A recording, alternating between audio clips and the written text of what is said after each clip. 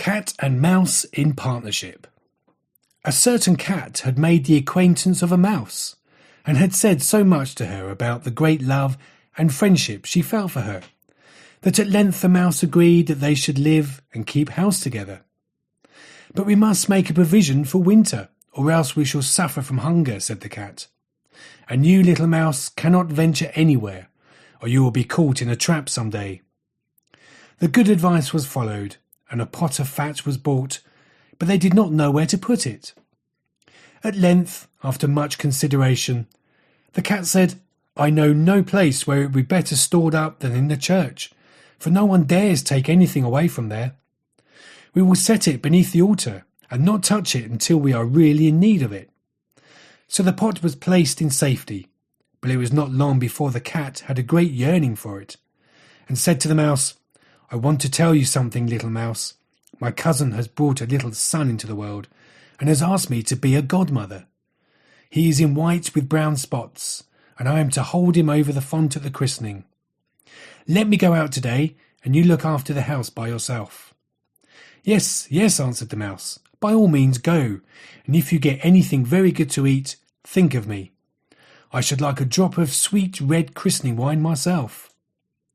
All this, however, was untrue. The cat had no cousin. He had not been asked to be godmother. She went straight to the church, stole to the pot of fat, began to lick at it, and licked the top of the fat off. Then she took a walk upon the roofs of the town, looked out for opportunities, and then stretched herself in the sun, and licked her lips whenever she thought of the pot of fat. And not until it was evening did she return home. "Well, here you are again," said the mouse. "No doubt you have had a merry day." "All went off well," answered the cat. "What name did they give the child?" "Top off," said the cat quite coolly. "Top off," cried the mouse. "That's a very odd and uncommon name. Is it a usual one in your family?" "What does that matter?" said the cat. "It is no worse than Crumb Stealer, as your godchildren were called." Before long the cat was seized by another fit of yearning. She said to the mouse, "You must do me a favour, and once more manage the house for a day alone. I am again asked to be godmother, and as the child has a white ring around its neck, I cannot refuse." The good mouse consented, but the cat crept behind the town walls to the church and devoured half the pot of fat.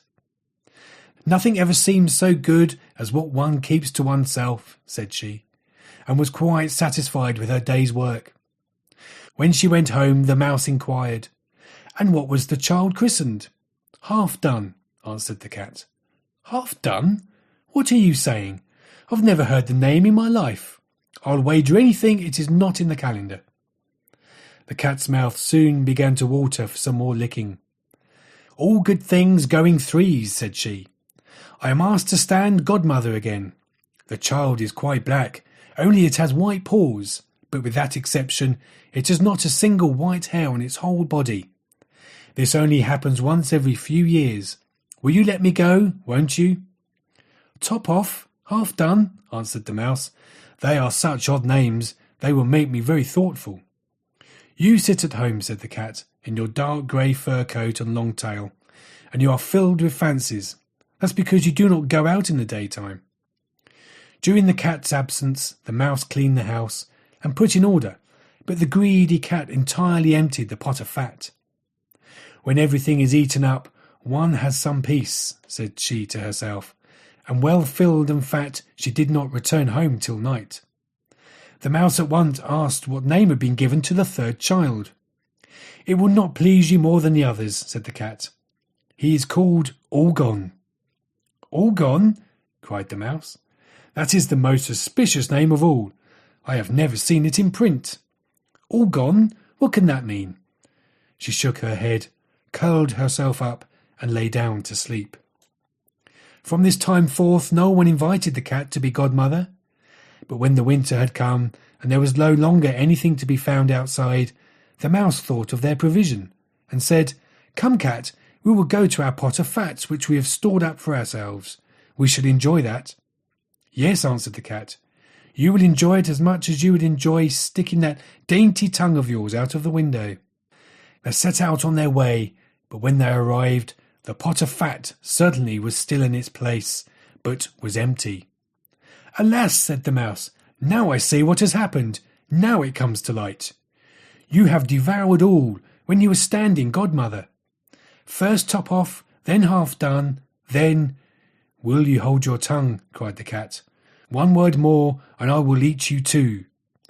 "All gone" was already on the poor mouse's lips. Scarcely had she spoken it before the cat sprang on her, seized her, and swallowed her down. Verily, that is the way of the world. Subscribe to the channel and give a thumbs up.